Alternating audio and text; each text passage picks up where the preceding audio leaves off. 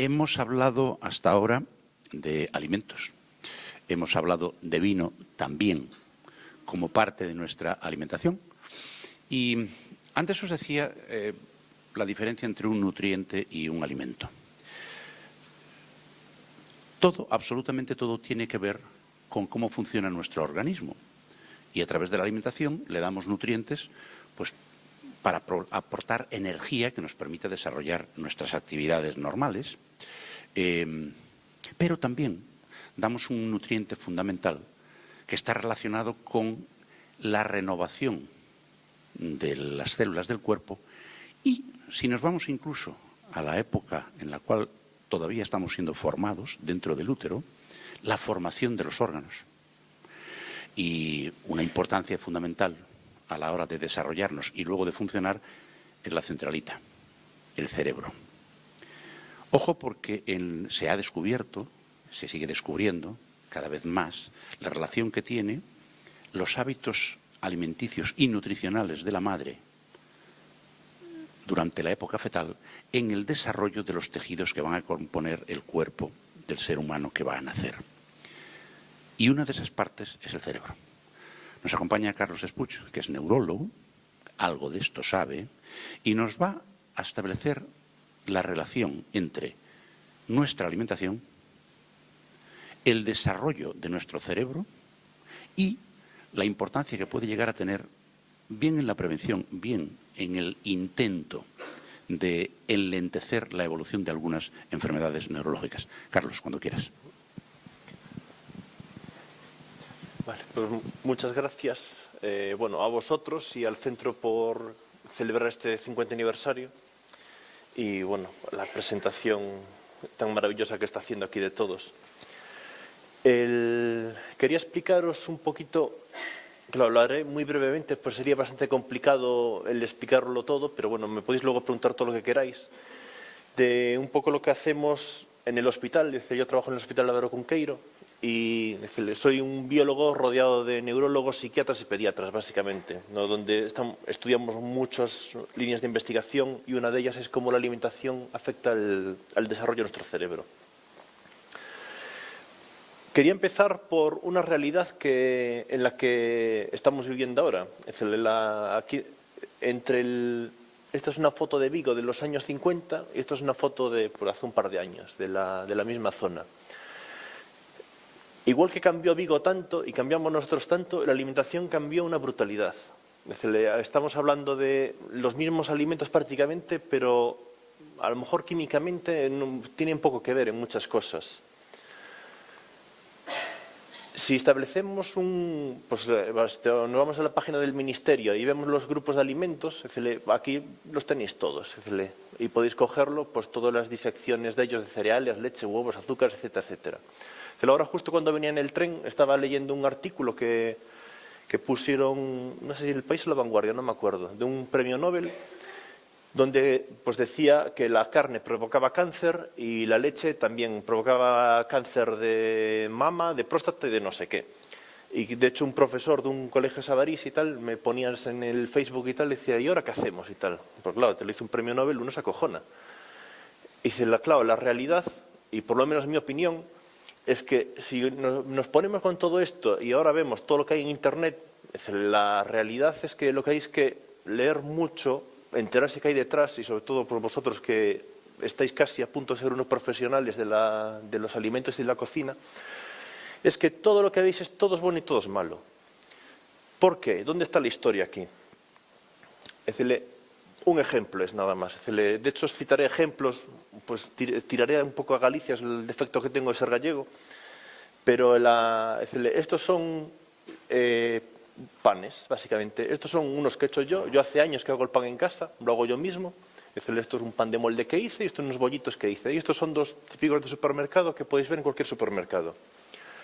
Pero ahora si cogemos, hacemos la foto un poquito más interior, pues vemos aquí tenéis los panes que os puse a la izquierda, como los he hecho yo, os puedo asegurar que le he echado esto. Y esto de hecho es una receta de 1750 y pico de cómo se hacía un pan, que básicamente es esto. Esto pues son fotos ya que he hecho yo en un supermercado donde se ve, esto es un pan de molde, hay diferentes panes de molde, estos son los típicos panes estos que podéis encontrar en cualquier supermercado. ¿Cuál es el problema o la diferencia que hay ahora?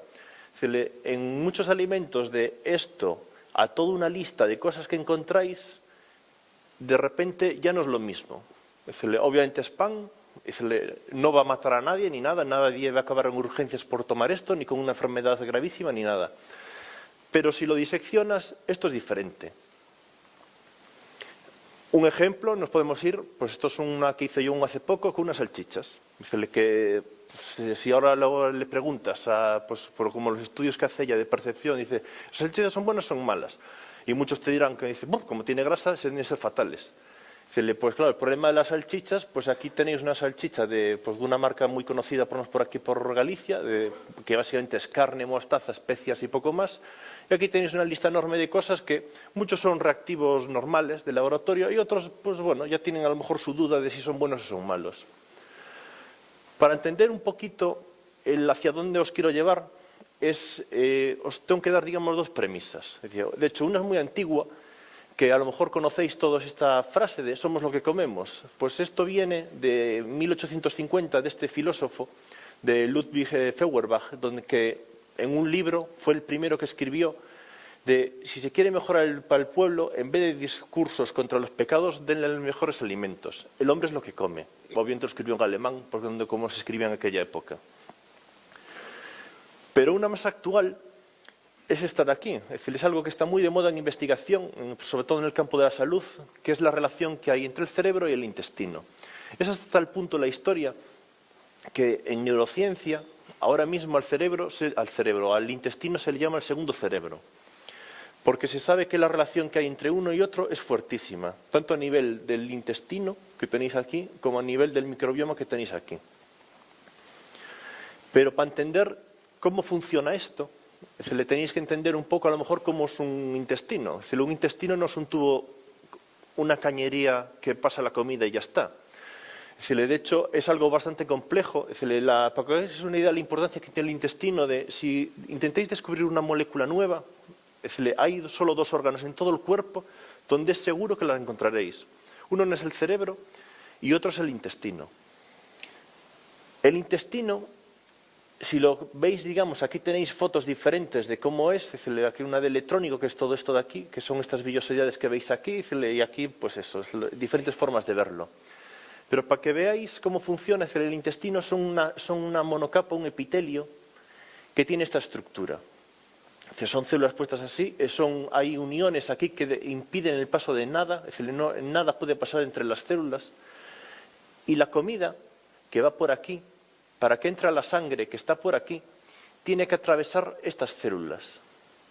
No puede ir por otro sitio, tiene que atravesarlas. De forma que, como nuestro presentador lo está explicando y está insistiendo mucho en ello, y es porque sabe bastante de ello, es decir, para que tengamos nutrientes, es decir, los alimentos que van por aquí, y lleguen aquí los nutrientes, hacen falta que hagan este paso. Y no es un paso, no es un transporte pasivo, es decir, se está transformando todo, de forma que lo que llega aquí son los nutrientes que van a la sangre y se reparten por todo el organismo. Pero ¿qué ocurre si esto no funciona? Cuando esto no funciona, y es lo que todo el mundo a lo mejor le llama las intolerancias, y básicamente es lo que ocurre cuando después de comer lo que sea, de repente uno tiene una pequeña un ardor estomacal, una pequeña inflamación en el intestino. No es una enfermedad, no vais a ir a urgencias, no me ocurre nada, pero uno no se encuentra bien, tiene ahí un pequeño malestar intestinal. Pues lo que está ocurriendo ahí simplemente es que por diferentes motivos, y uno es del tipo de alimento que estamos tomando, estas células se abren un poco. De repente, los alimentos o los trocitos de alimentos que van por el intestino empiezan a atravesar esta zona entre las células y llegan a la sangre.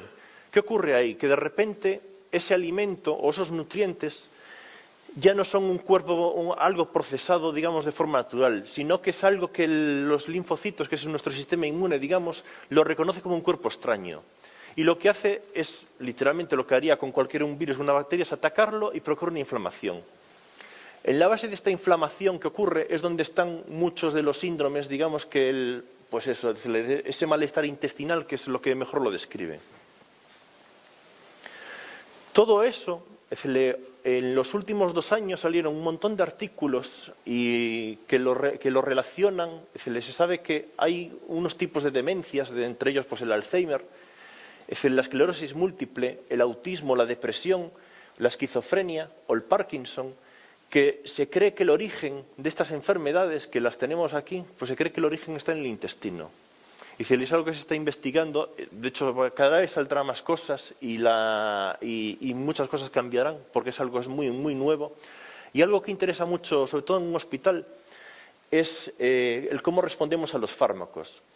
Es el mismo fármaco dado a personas diferentes, que se alimentan de forma diferente, tiene diferente respuesta.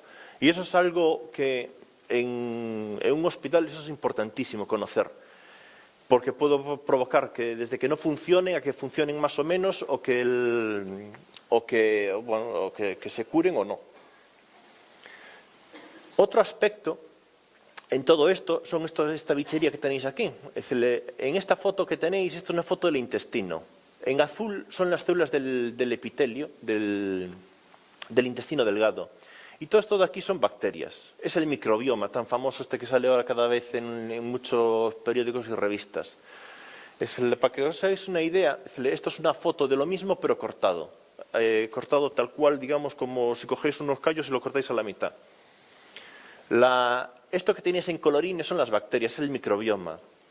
Esta es la pared intestinal y estos son parénquima, músculos, vasos, etc. Es por aquí donde van los vasos recogiendo, digamos, los alimentos que pasan. En toda esta capa que veis aquí, que es gigantesca, son trillones, hay millones y millones de bacterias viviendo aquí. Los alimentos irían por aquí.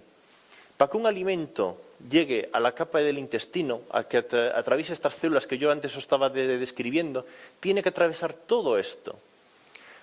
Esta flora bacteriana juega un papel vital para que los nutrientes que tienen que llegar aquí lleguen. Que esto cambie hace que lo que llegue aquí va a ser diferente. Tomando lo mismo, solo cambiando esto, vamos a tener diferentes respuestas aquí. Un ejemplo de esto, aquí tenéis esto es un estudio de Washington hecho hace creo que un par de años, si mal no recuerdo. Estas son 2 gemelas. En biomedicina los gemelos se estudian muchísimo, son gemelos idénticos, su componente, digamos, sus genes son exactamente iguales. Y se estudian porque son la clave de entender cómo el ambiente nos influencia en nuestra respuesta.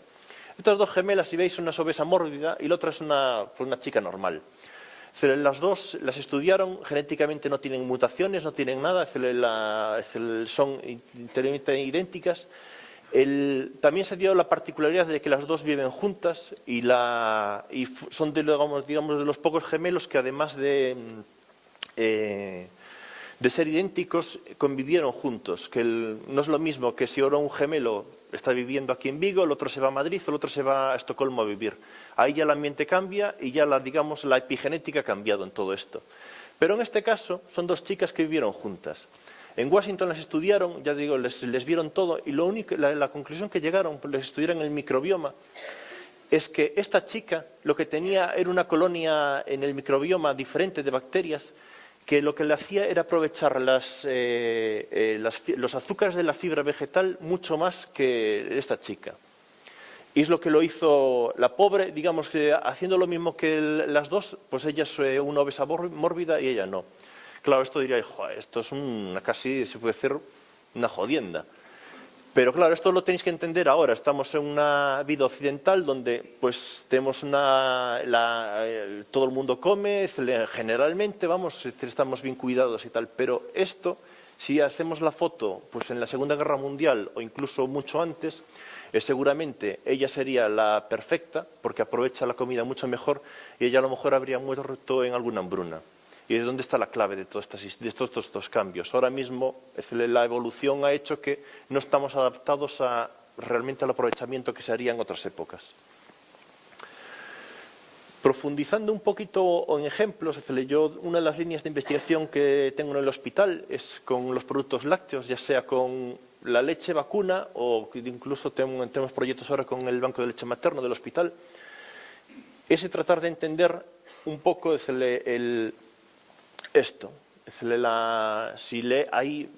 En internet tenéis 1000 cosas sobre la leche y se pasó de, esta es una foto mía de cuando era pequeño, recién nacido, y esta es una foto de ahora. Hace 40 años no había ninguna duda de que la leche era buena. Era básico tomarla, no se podía uno ir a acostarse sin tomarse un buen tazón de leche. Ahora, si cogéis internet, lo de la leche casi es mejor tomarse una droga que tomarse leche. ¿Qué pasó por el medio? Si diseccionamos un poquito la historia, para ver qué pasó, por qué se dice el consumo de leche ha variado tanto, hay que entenderlo a lo mejor un poquito a nivel global.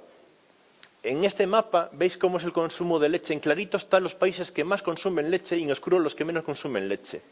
Aquí donde lo que hay es, para empezar, diferentes hábitos nutricionales. No podemos compararnos de... Ahora el mundo es muy globalizado, ya no sería a lo mejor exactamente esto, pero hace escasamente 40 o 50 años, donde no había tanto baile entre poblaciones, en Europa había un tipo de alimentación, en Asia o el sudeste asiático había otra, y lo mismo pasa en África. Pero si profundizamos un poquito más en la historia, claro, nos empieza a salir esta famosa molécula, que todo el mundo habla mucho de ella, o de este azúcar. La lactosa es el azúcar de la leche. ¿Qué es la lactosa? La lactosa son estas dos moléculas, que es una glucosa y una galactosa. La lactosa es verdad que no somos capaces de digerirla. Eso es una realidad. Si la tomamos por el intestino, no sienta mal tampoco. Eso es todo un mito, que sienta mal. Simplemente no se digiere. ¿Qué hace falta para digerirla? Esta molécula de aquí, la lactasa. Esta es una enzima que se expresa en el intestino, sobre todo en la población europea, y en las bacterias, en el microbioma. Estos son los lactobacillus famosos, que están en el supermercado, los encontraréis en todo tipo de cosas, ¿no? Además, están en los yogures, en muchos quesos y en la leche fresca. Esta enzima lo que hace es romper este oxígeno de aquí y se libera la glucosa y la galactosa. La glucosa y la galactosa son los azúcares que nosotros tomamos, necesitamos para vivir, es nuestra fuente de energía rápida, y esto es lo que se absorbe por el intestino. Si se estudia, ya se ha hecho, la expresión de la enzima a nivel mundial, se ve un poco la comparación que hay con respecto al consumo de leche. En clarito veis los países que más enzima expresan y en oscuro los que menos enzima expresan. Esto es la expresión en el intestino. Pero la cuestión, para que entendáis un poco de por qué ocurre esto es algo que es único, que nació en Europa, hace 8000 años. En Europa, cuando vivíamos en las cavernas y éramos en la época neolítica, hubo una mutación en nuestro intestino. Esa mutación hizo que se expresase la lactasa en nuestro intestino. A partir de aquí, lo que veis simplemente son las migraciones europeas por diferentes conquistas de españoles, ingleses, alemanes, etcétera, etcétera. Y es lo que hicieron que estas poblaciones que veis, o estas de aquí, son poblaciones derivadas de Europa. Pero ahora si cogéis, dices, me voy a internet y a ver qué ocurre. Vas a internet y encontráis que, intolerantes a la lactosa hay, seguramente la mitad de vosotros decís que sois intolerantes a la lactosa. Es decir, aparecen por todos los lados. Quien tenga enfermedades autoinmunes, lo primero que les dicen es, deja de tomar leche, que es fatal. Es decir, lo que os acabo de decir de un premio Nobel que dice que la leche provoca cáncer y que provoca enfermedades cardiovasculares. Pero hay que ver las cosas desde un punto de vista objetivo, científico, y decir, ¿qué pasa aquí? Pues lo que pasa es que, y es un poco, me estoy volviendo, a la primera diapositiva que os puse con el pan. Con la leche pasa exactamente lo mismo. La leche, a lo mejor en otras zonas no son tan importantes, pero en Galicia y generalmente en el norte de España es importantísimo, porque no solo son alimentos, es la economía de nuestro país. Eso es lo que hace que ese descenso del consumo de lácteos que está provocándose a nivel mundial, quien está repercutiendo muchísimo en nuestra propia economía. La diferencia de lo que ocurre de esas cosas malas o buenas que ocurre en la leche no está en la leche, sino en los procesados, digamos, que tiene que sufrir la leche. Y ahí encontraréis dos tipos grandes de leche. Uno, la famosa leche UHT, la uperizada, que es la que en Galicia es el 90% de la leche que se produce ahora mismo. Y lo que ocurre simplemente es se le hace un calentamiento muy cortito de 178 grados. Se hace para matar todas las bacterias, todo, no queda ni una bacteria dentro de la leche, y se hace por el objetivo de conservarla. Porque sí que es verdad, es una realidad que la leche, la uperizada, que es la veréis en tetrabriks en los supermercados, dura años y no se estropea. La puedes tener a temperatura ambiente, no pasa nada. De hecho, se conserva a temperatura ambiente en los supermercados o en los almacenes. Mucha de la leche que podéis comprar en un tetrabrik, a lo mejor se ordeñó, a lo mejor no, casi seguro que se ordeñó hace años. Y está ahí, y ahí la veis. Luego la otra, que era de hecho, la que se tomaba cuando era pequeño, solo existía esta. O para que hagáis una idea, no es una cuestión española, yo estuve viviendo unos años en Estocolmo, en Suecia solo existe la leche pasteurizada, no existe la leche UHT. En Suecia el sector lácteo es muy potente y es potente y de calidad, se hacen generalmente los alimentos. Y la única que es la leche pasteurizada, que es la pasteurización. Es un hervido básicamente depende de la empresa, oscila entre los 68 y 70 y pico grados. Ahí cada empresa lo cambia un poco la temperatura y el tiempo. Pero lo que hace es matar bacterias, digamos las consideradas dañinas, que son los Clostridium sobre todo, que sí que serían graves una ingesta de Clostridium, y deja el Lactobacillus. Mata a muchos, pero queda una parte. La diferencia que ocurre en todo esto, porque luego se estudió, ¿qué los diferencia? Vale, tenemos un diferente tipo de bacterias, es la leche pasteurizada, como sabéis, es leche fresca, tiene que estar conservada en nevera. Pero la diferencia es luego a nivel de nuestra salud. Es diferente el efecto que tiene. Consumimos dos tipos de leche, pero no sabemos qué ocurre. A lo mejor os suena pues yo cuando era pequeño se decía mucho el tomarte, antes de acostarte, el tomarte un vaso de leche caliente. Eso tiene una base, se estudió y tiene una base científica y fisiológica, desde hace años está explicada. Aquí tenéis que combinar los ritmos circadianos, digamos, que hay en nuestro cuerpo. Cuando se hace de noche, nos vamos a dormir, nuestro cuerpo se prepara para el sueño. En esa preparación empiezan ciertos cambios hormonales para que entremos en esa fase de relajación y que empiece el sueño. Si en esa fase, es decir, que es la cena nuestra básicamente, tomas un vaso de leche caliente, incrementas ese efecto de relajación y además se incrementa la fase, digamos, la fase de entrada en sueño y la entrada, digamos, a un sueño REM de calidad. La fase REM es cuando se hace estos movimientos rápidos oculares y ahí el cerebro, digamos, está trabajando a tope, almacenando nuestra memoria. Eso se debe a que la leche tiene mucho triptófano. Y diréis, ¿qué es el triptófano? El triptófano es la base, un aminoácido que es la base de la serotonina. Y también me diréis, ¿qué es la serotonina? La serotonina es un neurotransmisor importantísimo en nuestro cerebro, pero si lo ingieres o si se produce mucho, digamos, en nuestro cerebro durante esa fase de la cena, lo que se provoca es esa fase de entrada en ese sueño de calidad. Con la leche UHT se comprobó que eso no ocurría. Y se vio que la causa de ello era algo que a nivel molecular es muy importante, que se le está dando muy poquita importancia. Es que una proteína, si visteis antes la lactasa, pero pasa con el triptófano y pasa con todas las proteínas básicamente de nuestro organismo. Es decir, una proteína la tienes que ver como algo tridimensional. Es una estructura tridimensional donde a veces una enfermedad no es que varíe si hay o no hay proteína. La variación que hay a veces es en la propia forma de la molécula. El aspecto tridimensional de ella. Variando su forma, haces que varíe su función. En este caso, este calentado tan fuerte que se le hace que le ocurre, en el caso de la leche, le ocurre al triptófano, le ocurre a la lactosa un poquito y sobre todo a la caseína. Ese cambio hace que, en el caso de la caseína, es decir, que por lo general, la caseína es la proteína de la leche. No la ingerimos como tal, hay que trocearla, pero ese pequeño cambio tridimensional hace que en el intestino, por ejemplo, provoque esa inflamación, pequeña inflamación. Ya os digo, nadie se va a morir por ello, ni se va a entrar en urgencias por ingerir leche UHT, ni mucho menos. Es decir, que no hay nada de eso.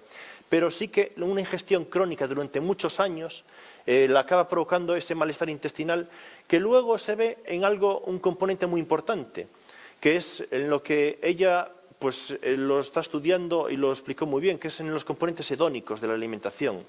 Si algo te acaba sentando mal con los años, lo acabas dejando de tomar. Y es, en mi opinión, lo que se está pasando al consumo de los lácteos en general. Uno de los estudios que se han hecho, es decir, se han hecho aquí desgraciadamente en España se hicieron muy poquitos estudios sobre esto, pero en Irlanda, en Canadá y en Noruega, es decir, nos llevan años de ventaja sobre esto, y se dedicaron a estudiar los efectos beneficiosos que tiene la leche. Y uno de ellos se hizo varios ensayos clínicos, y unos donde a gente obesa, los obesos tienden a tener una actividad inflamatoria más alta, por la ingesta de grasas y en sí por el propio metabolismo que tienen ellos. En este estudio lo único que hicieron, partiendo de que mantuviesen sus hábitos de vida, que fuesen más o menos constantes, no los modificaban mucho para no modificar un poco la historia, pero tenía que mantener sus hábitos de vida. Y lo único que hacían era tomar 3 vasos de leche al día, nada más, leche fresca. Y lo que vieron es que después de varios meses porque claro, esto no funciona de un par de días, es algo que igual que lo otro es crónico y a largo plazo, pues lo bueno también es crónico y a largo plazo. Es que después de varios meses los obesos les bajaban los niveles inflamatorios que tenían en su cuerpo. Lo mismo se hizo con la hipertensión arterial, que él tanto os explicaba al principio, de la importancia que tiene a nivel médico. Se hizo el mismo estudio, de hecho se cogió a gente hipertensa y a gente con una tensión normal. Y les dieron también durante varios meses a tomar leche fresca, 3 vasos de leche al día. Y lo que observaron es que los hipertensos reducían sus niveles de tensión arterial. No los curaban tampoco, obviamente, no es un fármaco, pero sí que de pasar de niveles de una tensión arterial muy alta, bajaban a unos niveles, seguían siendo altos, pero los bajaban. Y la gente normal que tenía la tensión arterial no les modificaba nada. Si yo invento ahora un fármaco que hace esto, sería maravilloso. Es decir, porque un fármaco tiene sus efectos, los que sean, pero luego tiene sus efectos secundarios, que a veces son muy serios. Es decir, si un fármaco se da o no se da correctamente a gente normal, lo que se ve en ellos son los efectos secundarios, básicamente. Y si esto lo pasamos, digamos, a una simple ingesta de lácteos, porque bueno, hablo de leche, pero no tiene por qué ser leche. La leche son lo que os puse de hecho al principio, son lácteos en general, pueden ser, no nos puede gustar la leche y es perfectamente normal, son los yogures, son los quesos, son los helados pero hechos de leche, mantequillas, etcétera. Con las grasas ocurre un poquito lo mismo. Para entender la importancia, ahora se está, ya hace un par de años ya se está perdiendo un poco este miedo, pero durante muchos años estuvo demonizado el consumo de grasa. Para que veáis una idea de la importancia, aquí tenéis un cerebro, una foto de verdad de un cerebro, esto que veis aquí es un 70% grasa. Esto que veis aquí es una foto de una membrana, las membranas celulares son todo grasa, son colesterol básicamente. Algo que está ocurriendo en los servicios de pediatría de los hospitales hoy en día es que lo que se está observando es que el estado cognitivo de muchos niños es un poquito más bajo que, digamos, de los de antes. Y se investigó qué pasaba, porque empezó a preocupar un poco la historia. Porque, digamos, en temas, digamos, estoy estudiando, tengo proyectos, digamos, en Alzheimer, y los temas de la reserva cognitiva es algo muy importante. Y claro, que los niños ya vengan con unos niveles cognitivos bajos, está siendo empezar a preocupar. De hecho, preocupa bastante. Y se empezó a ver qué ocurría ahí. Y se hicieron estudios, digamos, preguntando a la familia y a los niños a ver sobre hábitos de consumo y qué estaba detrás de todo esto. Y detrás de estos niños que tenían unos niveles cognitivos más bajos, se estaba siendo que eran en casas donde los padres, obviamente lo hacían porque creían que era lo correcto, se estaba consumiendo muy poquita grasa. Porque por la epidemia de obesidad que hay es una realidad, os lo explicaron muy bien antes, pero la cuestión de eso está llevando ahora justo a lo contrario. Parecemos que americanos, pasamos de una cosa a un extremo ahora al otro. Y se está, igual que un adulto, nos podemos permitir el lujo de reducir el consumo de ciertas cosas, en un niño no. Es decir, un niño necesita grasa, muchísima grasa, porque tiene que desarrollarse esto. Es decir, todo esto viene de... Esta es la portada de Time, vosotros seguro que lo conocéis. A nivel, la revista americana, aquí en España no hay nada parecido. Es decir, aquí algo que se publique en Time puede mover hasta el mercado a lo bestia. De hecho, lo hizo, en este caso con la mantequilla. Es decir, en el 61 se publicó, de hecho, este individuo es un premio Nobel muy famoso, y fue el primero que sacó un artículo aquí donde decía que la grasa es el peor enemigo para las arterias. Desde el 61 que se publicó esto hasta ahora, está inundado todo de lo malo que son el consumo de grasas. En el 2016, de hecho, a raíz de que se descubriesen ciertos papeles en grandes empresas y tal, se vio que detrás de esto había toda una trama del sector del azúcar, de hecho, que pagó a grandes científicos para que demonizasen un poco lo que se sabía de las grasas, pero que, digamos, se exagerase bastante. A partir de ahí se hicieron un estudio con la mantequilla y en el 2016 salió este artículo donde decían que algo que se sabe, que es que el consumo de mantequilla es bueno. ¿Dónde está la historia? Ahora no iros a casa y meteros un trozo de mantequilla así. La cuestión de todo esto está en un consumo, pues como antes os dijo ella, con el vino y con todo. Somos un equilibrio perfecto. Nuestro cuerpo es un equilibrio perfecto. Y lo malo es que es único. Es decir, yo os puedo decir algo, decirle que a lo mejor a vosotros nos va a funcionar, porque lo que somos necesitamos la ingesta de todos los alimentos, pero de una forma muy equilibrada. Y las grasas entre ellas. La historia de las grasas de hecho, viene de un trabajo del CSIC, de investigaciones marinas, sobre todo en el pescado, que descubrieron dónde estaba el truco de que si grasas malas, grasas buenas. Y todo lo que viene es de un mal equilibrio, digamos, de nuestro consumo de grasas. Es decir, el consumir grasas, las buenas y malas, que llamémosle buenas y malas, sobre todo con el omega 3 y el omega 6. Es decir, es bueno tomar los dos. La cuestión es un buen equilibrio. Estas dietas, digamos que se llaman dietas de cafetería, se les llama, ¿no? Pero no porque sean de cafetería, pero bueno, que básicamente lo que tienen es un desequilibrio bestial de grasas. Es decir, tienen muchísimo omega 6 que son y un montón de ácidos grasos más de estos de cadena larga y muy poquito omega 3 y los ácidos, digamos, estos considerados buenos. Ahora encontraréis en el mercado, hay muchísimos productos que vienen no sé qué con omega 3, ¿no? Y diréis, esto es bueno, y si cogéis y lo compráis. El problema de tomar solo omega 3 sin tomarse lo otro está en que el omega 3 por sí solo generalmente no lo llegamos a absorber por nuestro intestino, por temas de oxidación. Lo que ocurre, y aparte por un transporte, digamos, de cómo funciona la molécula en el intestino, para que el omega 3 nos entre en el intestino necesita que esté en este equilibrio, a 1:1 entre los omega 3 y los omega 6. Es decir, que cuando se os dice la grasa es buena, la grasa es mala, es decir, pues habría que decirlo como a lo gallego, es decir, depende. Porque la cuestión está en que la grasa es buena en equilibrio. Claro, lo que tenéis que ver ahora es qué alimentos tienen este equilibrio. Y ahí es donde aparece el pescado, que es a partir de donde nació este trabajo.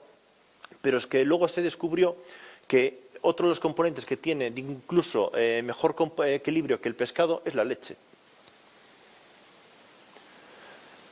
Un ejemplo que les pongo, no os lo voy a poner a vosotros para no prolongar esto, pero cuando voy a los colegios a dar un poco esta charla un poquito más extensa y más, así como dice, más divertida así con los niños, coges y le preguntas a los niños, ¿qué es más sano, la mantequilla o la margarina? Porque como todo el mundo tiene la margarina en casa, aquí los niños te salen con de todo, ¿no? Todos te preguntan, generalmente se decantan por la margarina, porque como es lo más fácil de echar para la tostada. Entonces, claro, yo no les digo nada más. Entonces, claro, les explico cómo se hace la mantequilla, que aquí tenéis, es muy sencilla, es decir, hay que batir mucho, pero es algo muy sencillito. Luego les explico lo que es la margarina. Y claro, cuando les digo que la margarina claro, necesitan coger las semillas más baratas en el mercado a nivel mundial, les da igual lo que sea. Puede ser colza, algodón, maíz, lo que en ese momento esté más barato. Y luego a partir de ahí coges un poquito de glicerol, que aquí tenéis un bote de glicerol que tengo yo en el laboratorio, que es esta molécula de aquí, y a base de presiones, hidrogenaciones, etcétera, etcétera, hay que añadirle, para meterle todos estos hidrógenos a los ácidos grasos, el ácido graso tiene un montón de hidrógenos. Lo que hacen es meterle hexano, básicamente. ¿Qué es el hexano? El hexano, para que se den una idea, viene del petróleo. A partir de esto se hace todo un procesado químico así un poco complejo y sale la margarina. De hecho, al principio, cuando el procesado final es algo que huele bastante mal y es gris, nadie se lo comería ni de coña. Es decir, simplemente luego se amarillea y se le quita ese mal aspecto. Claro, también hay que ver, aquí luego les preguntas qué es lo bueno y lo malo y tal. Entonces ya todo el mundo dice, ¡buah! ¡Buah! ¡Qué asco! Y tal. Y se va todo el mundo a la mantequilla. También hay que entender cómo se inventó la margarina. La margarina viene de un químico suizo muy famoso que fue premio Nobel por otra historia, pero que, claro, gracias a ello salvó un montón de vidas, pero lo inventó en la Segunda Guerra Mundial y a partir básicamente es que de la nada, fue capaz de darle de comer a millones de personas. Entonces, claro, la cuestión es que ahora, gracias a Dios, no estamos ni en guerras ni en nada y podemos optar entre uno y otro. Y esa diferencia, esa capacidad, digamos, que de hecho la tenéis vosotros, nadie más. Yo tampoco os quiero convencer de coger ni uno ni otro, pero simplemente cuando hagáis una comida o vayáis a un supermercado, intentar ver qué hay detrás y luego cada uno que se haga su juicio. Otro ejemplo y muy rápido puede ser con la carne.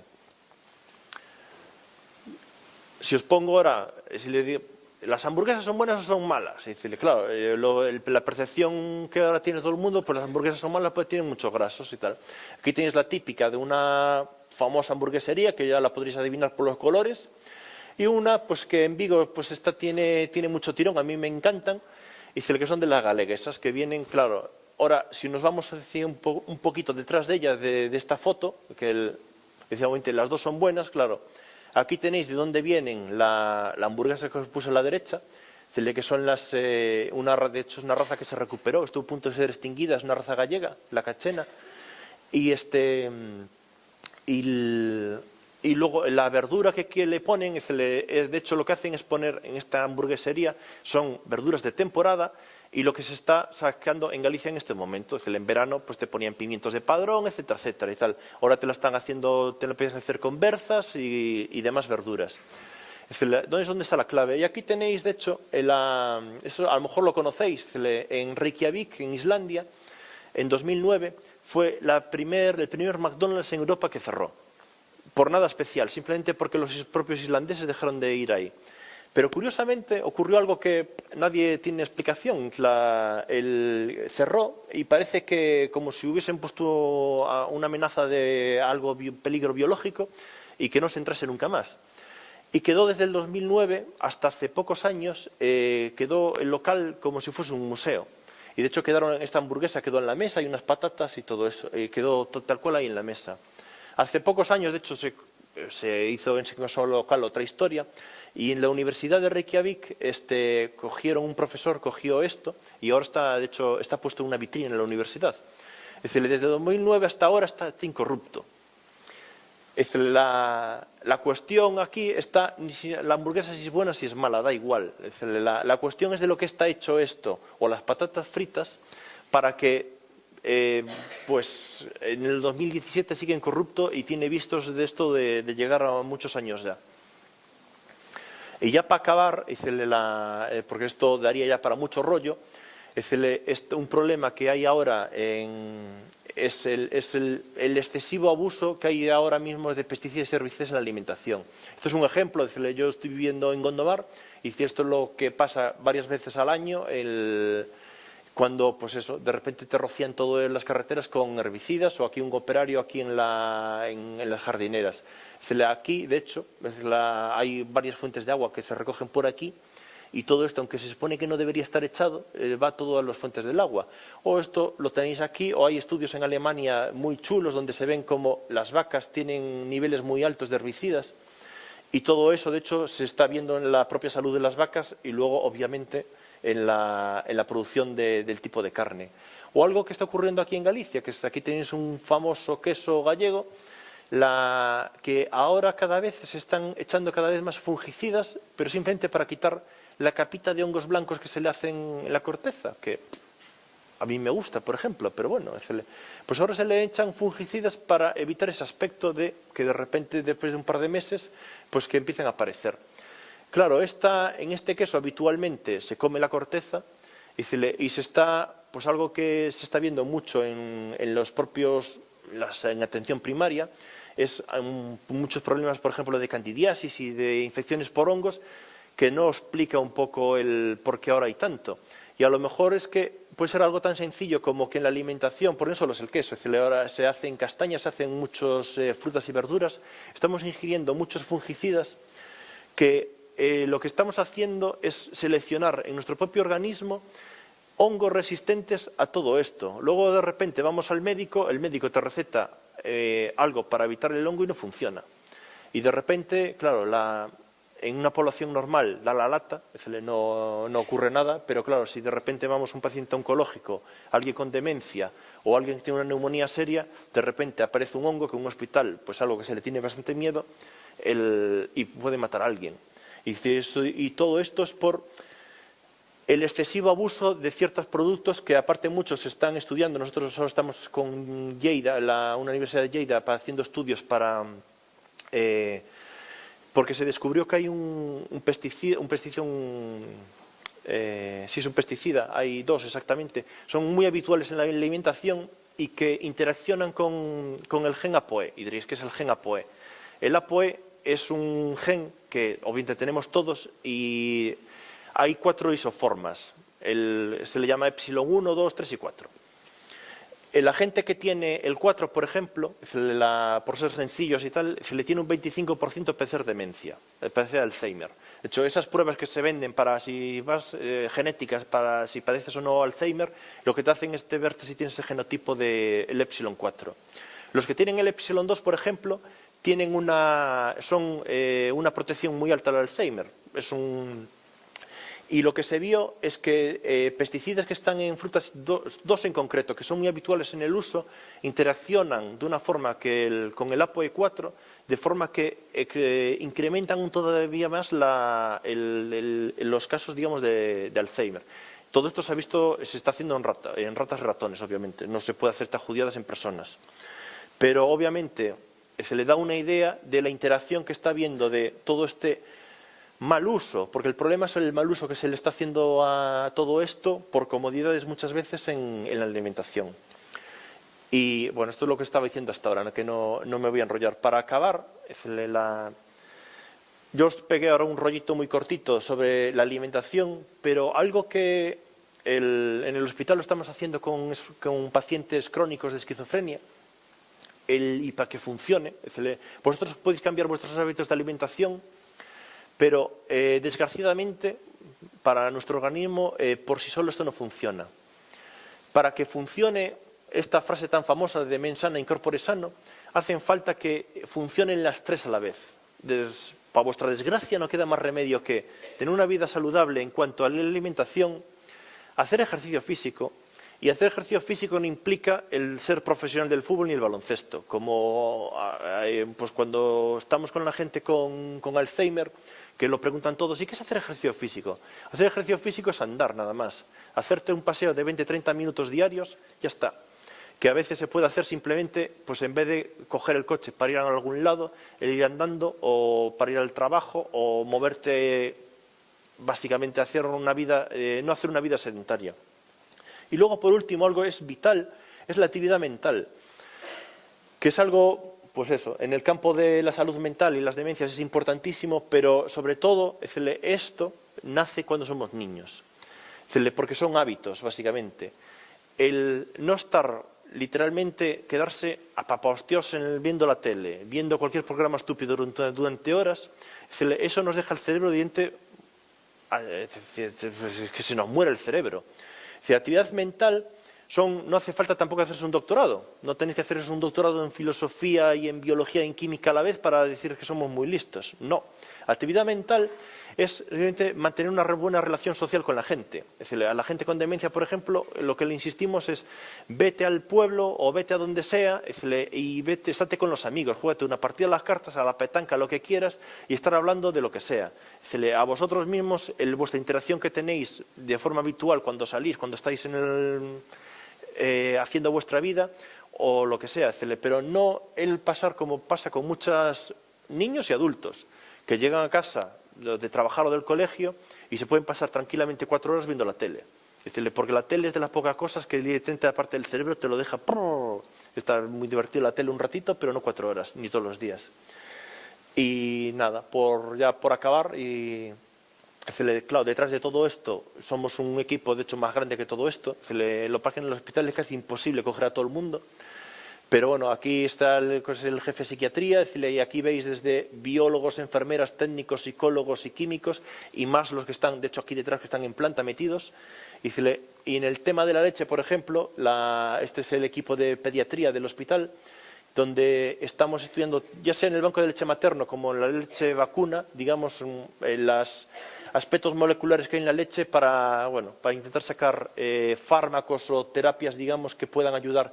Bueno, nuestro interés sobre todo aquí obviamente son los neonatos, que lo único que está cojo, digamos, la ciencia ahora mismo, este servicio, es capaz de quitar, de hecho, los bebés y tal vez bebés pequeñajos ahí en las incubadoras, salen adelante perfectamente, porque ya tienen todas las armas para el pulmón, los riñones, el hígado, etcétera, y lo único que les cuesta muchísimo es que el desarrollo, digamos, del cerebro sea completo. Y de hecho ellos, por propia viéndolo, se dieron cuenta que a los neonatos, si en vez de alimentarlos con preparados y fármacos, que antes era lo que se hacía habitualmente, dándoles la leche materna del banco de leche que hay ahora en funcionamiento, te salen adelante esos niños y quedan, de hecho, normales todos. Y de hecho es lo que estamos estudiando, qué hay en esa leche de forma que, obviamente no en todos los sitios se puede hacer, para poderlo condimentar en los preparados que se venden comerciales. Y nada, muchas gracias.